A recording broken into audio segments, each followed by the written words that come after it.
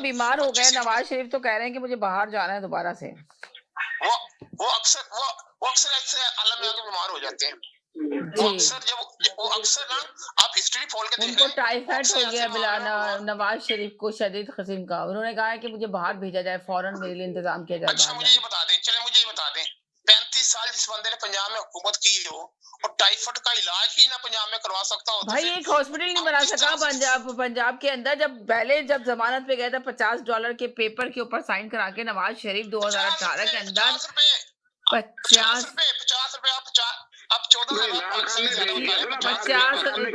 रुपए की बात कर रही हूँ, 50,000 नहीं, 50 रुपए। तो उस पे यकीनन गलती स्टैम्प पेपर पे भेज दिया गया था।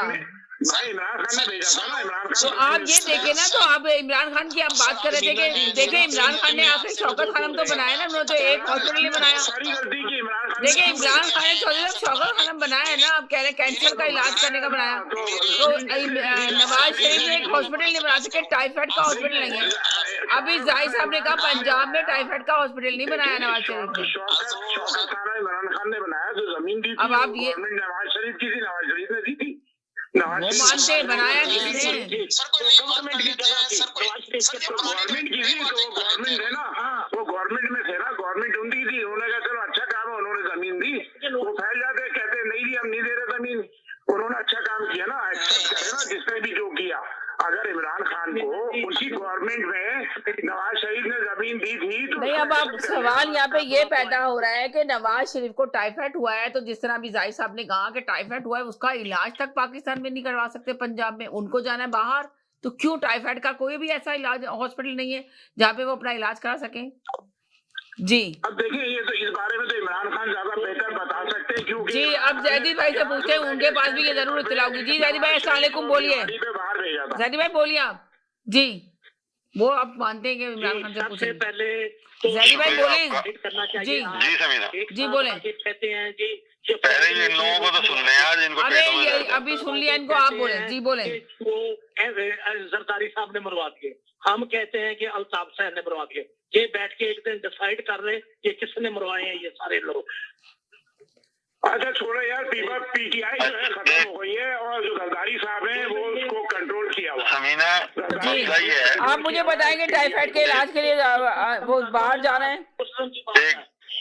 जी वो तुम्हारे सरों पे बैठा हुआ है और तुम्हारा जीना हराम किया हुआ है। जी बोले। ये मेरे समझ में नहीं आता कि बात करने का आपके पास कोई के लिए बैठते तो लोग आगे अपना मंजन बेचना शुरू कर देते हैं। देखें समीना, मसला ये है कि इस तमाम तर जो बहस हुई अभी तक, तमाम दोस्तों ने आपस में बात की, वो मेरी इस बात की ये तायद करते हैं कि हम सब कुछ हैं, कौम नहीं है। सही कहा, सब कुछ। हम अभी महाजिर को कहेंगे तो पंजाबी नाराज हो जाएंगे, पंजाबी को कहेंगे तो महाजिर नाराज हो जाएंगे, सिंधी को कहेंगे तो पश्तो नाराज हो जाएंगे, पश्तो को कहेंगे तो बिलोची नाराज हो जाएंगे। और फिर कहते हैं पाकिस्तान पाकिस्तान पाकिस्तान। कोई एक दूसरे को बर्दाश्त करने के लिए तैयार नहीं है। सिर्फ जरा सा किसी एक दूसरे का नाम ले दे तो कुर्बानियां सब अपनी अपनी दिखाने चलते शुरुआते हैं कि मेरे परदादा, मेरे दादा, मेरे चचा, मेरा बेटा, मेरा मामू, मेरा ताया, है ना। लेकिन बेईमानी करने में है ना, लेकिन बेईमानी करने में, चोरी करने में, धोखा देने में, उन्होंने बताया कि पाकिस्तान किस कदर कुर्बानी को बाद मिला, जो अपने परदादा की कहानी सुनाई उसको, ये तो सुनिए ना आप। उन्होंने ये बताया कि आज पाकिस्तान हो गया। मसला ये है कि हमारे बुजुर्गों ने बहुत कुर्बानियां देके इसको हासिल किया इस प्यारे मुल्क को। मैं यही तो आपसे कह रहा हूँ। वो ये बताना चाहते हैं, वो ये नहीं कह रहे कि कहानी लिख रहा है। जी मैं आपसे यही कह रहा हूँ कि देखें, सब ने कहीं ना कहीं, जैसे अभी भाई ने कहा चौंडा के महाज पे लोगों ने कुर्बानियां दी, इसमें कोई शक नहीं है। पाकिस्तान की फौज की हम इसीलिए तो तारीफ करते हैं।